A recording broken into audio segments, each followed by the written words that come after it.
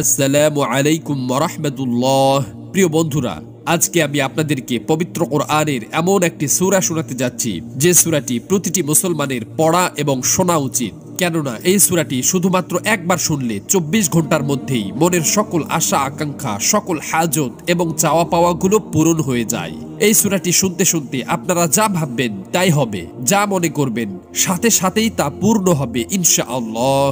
এটি এমন একটি সূরা যা যে কোনো উদ্দেশ্যে শুনলে সাথে সাথে সেই উদ্দেশ্য পূরণ হয়ে যায়। যেই ঘরে এই সূরা শোনা হয় সেই ঘরে আল্লাহ তাআলা এত রহমত, এত বরকত ঢেলে দিবেন যা আপনি কল্পনাও করতে পারবেন না। সকল দুঃখ কষ্ট চিন্তা ভাবনা দূর হয়ে যাবে। এই সূরাটি শুধুমাত্র আপনাদেরকে মনোযোগ দিয়ে শুনতে হবে, কষ্ট করে পড়তে হবে না। তবে শর্ত হলো সূরাটি আপনাদেরকে প্রথম থেকে শেষ পর্যন্ত শুনতে হবে। মহান আল্লাহর কাছে দোয়া করি যে হে আল্লাহ, যারা পবিত্র কোরআনের এই সূরাটি শোনার জন্য অধীর আগ্রহে বসে আছে, আপনি তাদের মনের সকল আশা আকাঙ্ক্ষা পূরণ করে দিন, আমিন। কমেন্ট বক্সে আপনিও আমিন লিখে দোয়াতে শরীক থাকুন, কেননা কে জানে যে কার দোয়া কখন কবুল হয়ে যায়। তো চলুন সূরাটি শুনে নেওয়া যাক।